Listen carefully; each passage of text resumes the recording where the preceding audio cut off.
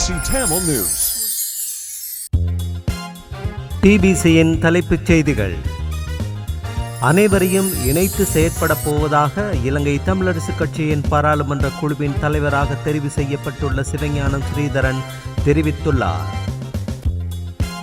தமிழ் தரப்புகளும் ஒன்றிணைந்து செயற்பட வேண்டும் என சட்டத்தரணி வி மணிவண்ணன் தெரிவித்துள்ளார்.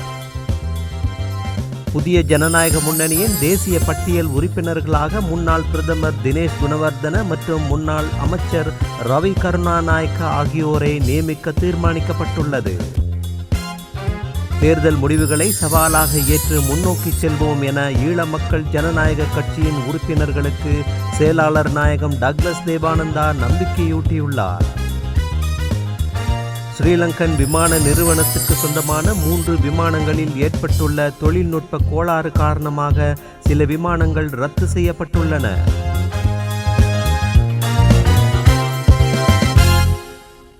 வணக்கம், நீங்கள் இணைந்திருப்பது TBCயின் காலை தமிழ் செய்திகளுடன். இனி விரிவான செய்திகளை பார்ப்போம். இலங்கை தமிழரசு கட்சியின் பாராளுமன்ற குழுவின் தலைவராக சிவஞானம் ஸ்ரீதரன் தெரிவு செய்யப்பட்டுள்ளார்.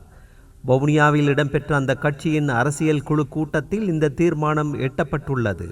அதன் பின்னர் ஊடகங்களுக்கு கருத்து தெரிவிக்கும் போதே அவர் இவ்வாறு தெரிவித்தார். சில கருத்தியல் ரீதியான வேறுபாடுகளை களைந்து மன்னார் வவுனியா மாவட்டங்களுக்கு ஏற்பட்டுள்ள வெற்றிடங்களையும் கருத்திற்கொண்டு தேசிய பட்டியல் ஆசனத்தை வைத்தியர் சத்தியலிங்கத்துக்கு வழங்குவதற்கு தீர்மானம் எடுத்தோம். இந்த பிரதேசத்தில் வேறு வகையான ஆக்கிரமிப்புகள் இடம்பெறுவதையும் கருத்திற்கொண்டே ஒரு ஒத்த முடிவுக்கு வந்துள்ளோம். அத்துடன் 2001ஆம் ஆண்டு தமிழ் தேசிய கூட்டமைப்பு உருவாக்கப்பட்டதன் நோக்கம் மற்றும் இலக்கின் அடிப்படையில் அனைவரையும் அரவணைத்து செல்வதற்கு நாங்கள் தயாராக இருக்கிறோம். அதில் அதிக கரிசனையும் விருப்பமும் எங்களுக்கு இருக்கிறது. எனது தேர்தல் பிரச்சாரங்களிலும் கூட அந்த ஆணையை வழங்குமாறு மக்களிடம் கேட்டிருக்கிறேன். எனவே நாங்கள் ஒன்றாக பலமாக இணைந்து செல்ல வேண்டிய தேவையை உணர்ந்திருக்கிறோம். அதற்காக நாங்கள் தொடர்ந்து செயற்படுவோம். நான் தமிழரசு கட்சியின் தெரிவு செய்யப்பட்ட தலைவர். நீதிமன்ற தடை உத்தரவு நீக்கப்பட்டால் நான் தலைவராக செயற்படுவேன். அதற்காக காலம் கனிந்து கொண்டிருப்பதாக உணர்கிறேன் என்றார் சிவஞானம் ஸ்ரீதரன்.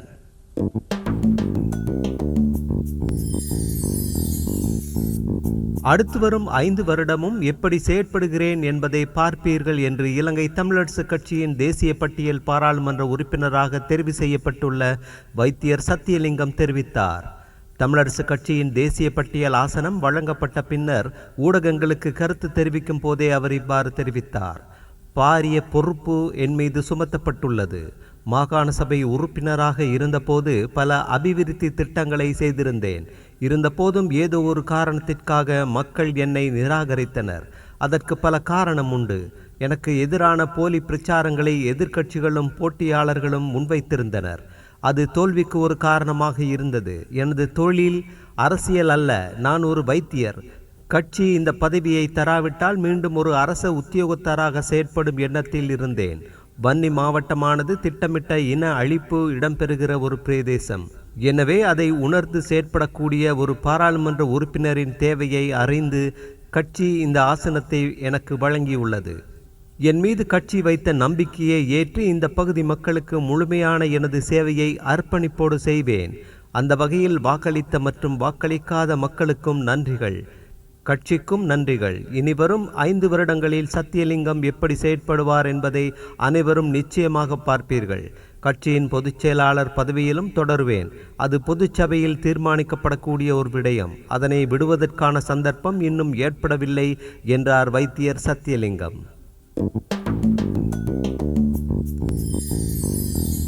தமிழர் தரப்புகள் ஒன்றிணைய வேண்டும். அதேவேளை நாடாளுமன்ற தேர்தலில் வெற்றி பெற்ற தமிழ் தரப்புகளும் ஒன்றிணைந்து செயற்பட வேண்டும் என சட்டத்தரணி வி மணிவண்ணன் தெரிவித்துள்ளார். யாழ் ஊடக அமையத்தில் நடைபெற்ற ஊடக சந்திப்பின் போதே இவ்வாறு அவர் தெரிவித்தார்.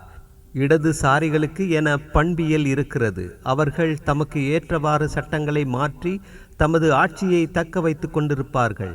அதனை உணர்ந்து கொண்டு தமிழ் தரப்பு ஒற்றுமைப்பட வேண்டும். வடக்கையும் கிழக்கையும் பறிகொடுத்துவிட்டு எங்கள் மீது திணிக்கப்பட போகும் தீர்வுகளை ஏற்றுக்கொள்ள வேண்டிய நிலை ஏற்படும் என்பதனை உணர்ந்து கொண்டும் உள்ளூராட்சி தேர்தல் மற்றும் மாகாண சபை தேர்தல்களிலும் அவற்றினை தமிழர் தரப்பு பறிகொடுக்க வேண்டிய நிலைமை ஏற்படும். இதனை உணர்ந்து தமிழ் தரப்புகள் ஒற்றுமைப்பட வேண்டும். இதனை நாம் அழைப்பாக கூட விடுக்கிறோம். தேர்தலில் தோற்றுப்போனவன் என இதனை பலர் எள்ளி நகையாடலாம். அவ்வாறில்லாமல் தமிழ் தலைமைகள் ஒன்றுபட வேண்டிய கட்டாயம் ஏற்பட்டுள்ளது. பிளவுபட்ட தமிழர்களாக தொடர்ந்தும் இருக்க வேண்டும் என விருப்பமில்லை.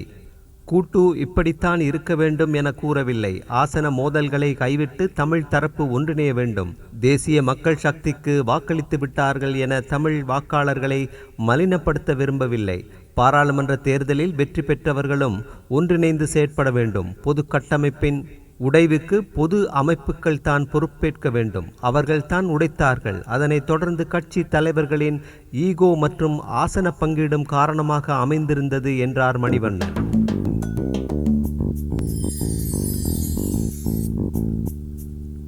ஜனாதிபதியின் கொள்கை விளக்க உரை நேரத்தில் மாற்றம் செய்யப்பட்டுள்ளது. 10வது பாராளுமன்றத்தின் முதலாவது கூட்டத்தொடரின் ஆரம்பத்தில் அரசாங்கத்தின் கொள்கை பிரகடனம் 2024 நவம்பர் 21 முற்பகல் 11 மணிக்கு ஜனாதிபதி அனுரகுமார திசாநாயக்கவினால் பாராளுமன்றத்தில் முன்வைக்கப்படும் என அறிவிக்கப்பட்டுள்ளது. அரசியலமைப்பின் 33A உறுப்புரிமை எண் பிரகாரம் பாராளுமன்ற கூட்டத்தொடர் ஒன்றின் ஆரம்பத்தில் அரசாங்கத்தில் கொள்கை பிரகடனத்தை பாராளுமன்றத்தில் முன்வைப்பதற்கும் அரசியலமைப்பின் 33 ஆவண்ணா உறுப்புரிமை எண் பிரகாரம் பாராளுமன்றத்தில் வைபவ ரீதியான அமர்வுகளில் தலைமை தாங்குவதற்கும் ஜனாதிபதிக்கும் அதிகாரம் காணப்படுகிறது. இதன்போது ஜனாதிபதியினால் அவரது அரசாங்கத்தின் எதிர்கால நோக்கு தொடர்பிலான விளக்கமான பகுப்பாய்வு கொள்கை பிரகடனத்தின் ஊடாக பாராளுமன்றத்துக்கும் மக்களுக்கும் முன்வைக்கப்படும். 10வது பாராளுமன்றத்தின் முதலாவது கூட்டத்தொடர் எதிர்வரும் நவம்பர் 21 முற்பகல் 10 மணிக்கு ஆரம்பமாக உள்ளதாக பாராளுமன்ற தொடர்பாடல் பிரிவு குறிப்பிட்டுள்ளது. புதிய ஜனநாயக முன்னணியின் தேசிய பட்டியல் உறுப்பினர்களாக முன்னாள் பிரதமர் தினேஷ் குணவர்தன மற்றும் முன்னாள் அமைச்சர் ரவி கருணாநாயக்க ஆகியோரை நியமிக்க தீர்மானிக்கப்பட்டுள்ளது. இந்த முன்னணியிலிருந்து 3 எம்பிக்கள் மக்களால் தெரிவு செய்யப்பட்டுள்ளனர். 2 தேசிய பட்டியல் மூலம் நியமிக்கப்பட உள்ளனர். இந்த முன்னணி ரவி கருணாநாயக்கவினால் பதிவு செய்யப்பட்டுள்ளமை குறிப்பிடத்தக்கது.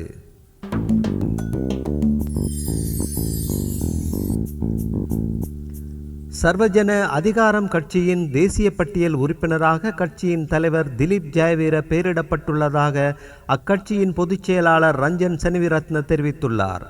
இம்முறை பொது தேர்தலில் கம்பஹா மாவட்டத்தில் போட்டியிட்ட அவர் 1,78,006 வாக்குகளை பெற்றிருந்தார். இதனையடுத்து சர்வஜன அதிகாரத்துக்கு ஒரு தேசிய பட்டியல் ஆசனம் மட்டும் கிடைத்திருந்தமை குறிப்பிடத்தக்கது.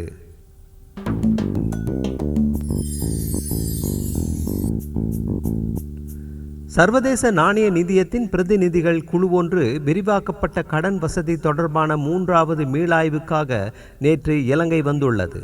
இவர்களின் விஜயத்தின் பின்னர் சர்வதேச நாணய நிதியத்தின் 4வது தவணை கடன் வசதி இலங்கைக்கு வழங்கப்படும் என தெரிவிக்கப்படுகிறது. நாட்டின் பொருளாதாரத்தை மீட்பதற்காக சர்வதேச நாணய நிதியத்தின் 4 வருட நீடிக்கப்பட்ட கடன் வசதியின் கீழ் இலங்கைக்கு கிடைக்கப்பெறும் மொத்த கடன் தொகை 2.9 பில்லியன் அமெரிக்க டாலர்கள் ஆகும். முதல் தவணையான 333 மில்லியன் அமெரிக்க டாலர் 2023 மார்ச் 21 இரண்டாவது தவணையாக 337 மில்லியன் அமெரிக்க டாலர் அதே வருடம் டிசம்பர் 13 இலங்கைக்கு விடுவிக்கப்பட்டது. 3வது கடன் தவணையாக இவ்வருடம் ஜூன் மாதம் 12 336 மில்லியன் அமெரிக்க டாலர் கிடைத்துள்ளதுடன் இதுவரையில் சர்வதேச நாணய நிதியம் இலங்கைக்கு 1 பில்லியன் அமெரிக்க டாலர்களுக்கு மேல் வழங்கியுள்ளது. ஒவ்வொரு கடன் தவணையின் பின்னரும் முன்னேற்றம் பற்றிய மீளாய்வு மேற்கொள்ளப்பட்டதுடன் அதற்கமைவாக சர்வதேச நாணய நிதியத்தின் சிரேஷ்ட பணித் தலைவர் பீட்டர் ப்ரூவர் தலைமையிலான பிரதிநிதிகள் குழு 3வது மீளாய்வுக்காக இலங்கை வந்திருந்தனர். சர்வதேச நாணய நிதியத்துடனான ஒப்பந்தங்களை நடைமுறைப்படுத்துவது மற்றும் நாட்டின் பொருளாதார சீர்திருத்த வேலை திட்டத்தின் தற்போதைய முன்னேற்றம் குறித்து இதன்போது ஆராயப்படவுள்ளது. புதிய அரசாங்கத்தின் பொருளாதார கொள்கை தொடர்பில் இதன்போது விரிவாக ஆராயப்பட உள்ளதாக தெரிவிக்கப்படுகிறது. இந்த 3வது மீளாய்வின் பின்னர் சர்வதேச நாணய நிதியம் இலங்கைக்கான தனது 4வது கடன் தவணையை விடுவிக்கும் என தெரிவிக்கப்பட்டுள்ளது.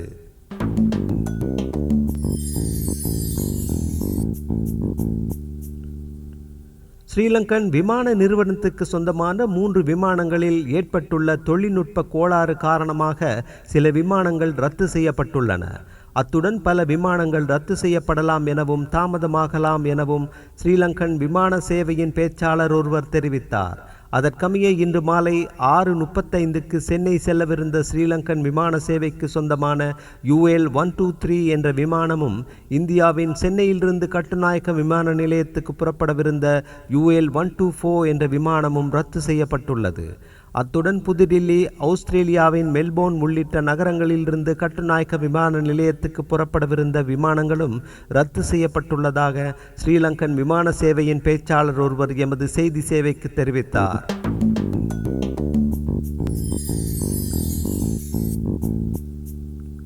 தேசிய மக்கள் சக்தியின் கீழ் பாராளுமன்றத்துக்கு நியமிக்கப்பட்டுள்ள அனைத்து பாராளுமன்ற உறுப்பினர்களும் அமைச்சர்களும் சம்பளமின்றி பணியாற்ற தயாராக இருப்பதாக அந்த கட்சியின் அனுராதபுர மாவட்ட பாராளுமன்ற உறுப்பினர் சுசந்தகுமார தெரிவித்துள்ளார்.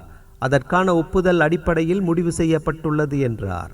ஊடகவியலாளர் சந்திப்பில் கலந்து கொண்டு கருத்து தெரிவிக்கும் போதே அவர் மேற்கண்டவாறு தெரிவித்தார். 76 வருடங்களாக மக்கள் மகிழ்ச்சியாக வாழ வேண்டும் என எதிர்க்கட்சிகள் கூறுவதால் தற்போதைய அரசாங்கம் குறுகிய காலத்தில் கவிழாது என அவர் மேலும் தெரிவித்துள்ளார்.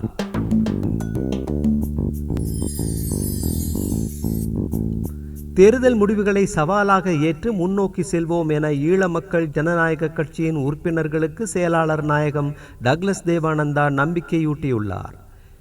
நடந்து முடிந்த தேர்தல் முடிவுகள் EPDP கட்சியின் அடுத்த கட்ட நகர்விற்கு சிறந்த வலுவூட்டலை தந்துள்ளது என தெரிவித்துள்ள கட்சியின் செயலாளர் நாயகம் டக்ளஸ் தேவானந்தா, தேசிய நல்லிணக்கம் குறித்த தெளிவூட்டல் மக்களுக்கு சரிவர வழங்கப்படாமையும் எமது கட்சிக்கு எதிராக திட்டமிட்டு பரப்பப்பட்ட அவதூறுகளும் பின்னடைவுக்கு காரணம் எனவும் அவர் தெரிவித்தார்.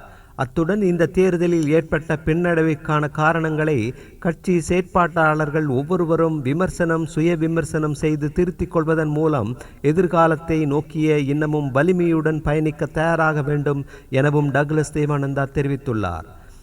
EPDP கட்சியின் யாழ் மாவட்ட அமைப்பாளர்கள் மற்றும் செயற்பாட்டாளர்களுடன் கட்சியின் யாழ் தலைமை அலுவலகத்தில் நேற்று நடைபெற்ற கலந்துரையாடலில் ஏனைய மாவட்டங்களை சேர்ந்த கட்சி பிரதிநிதிகளும் கலந்து கொண்ட நிலையில் மேற்கொண்டவாறு தெரிவித்த டக்ளஸ் தேவானந்தா, அவர்கள் மன வலிமையோடு எமக்கு வாக்களித்த மக்களுக்கும் வாக்களிக்க நினைத்திருந்த மக்களுக்கும் நன்றியையும் தெரிவித்துக் கொள்வதாக அவர் தெரிவித்துள்ளார். மேலும் தேர்தலுக்கு முன்னர் EPDPக்கு எதிராக முன்னெடுக்கப்பட்ட பிரச்சாரங்களுக்கு அப்பால் தேர்தலுக்கு பின்னரும் வெளியாகின்ற காழ்ப்புணர்வு மற்றும் போலி பிரச்சாரங்கள் குறித்து உண்மையான நாடளாவிய ரீதியில் தெளிவுபடுத்த வேண்டிய கட்டாய கடமை கட்சியின் செயற்பாட்டாளர்களுக்கு இருப்பதாகவும் அவர் வலியுறுத்தினார். மேலும் இது குறித்து தெரிவித்துள்ள EPDPயின் செயலாளர் டக்ளஸ் தேவானந்தா, அலைகள் அடித்தாலும் கார் முகில்கள் சூழ்ந்தாலும் எமது கடும் பயணம் ஒருபோதும் நிற்பதில்லை என்றும் எந்த பின்னடைவுகளுக்கும் ஓரடி பின்னால் ஈரடி முன்னால் இருக்கும் எனவும் அவர் தெரிவித்துள்ளார். அந்த செய்தியோடு நிறைவுக்கு வருவது TBCயின் இன்றைய காலை தமிழ் செய்திகள். மீண்டும் மாலை செய்திகளோடு சந்திப்போம். வணக்கம். TBC Tamil News.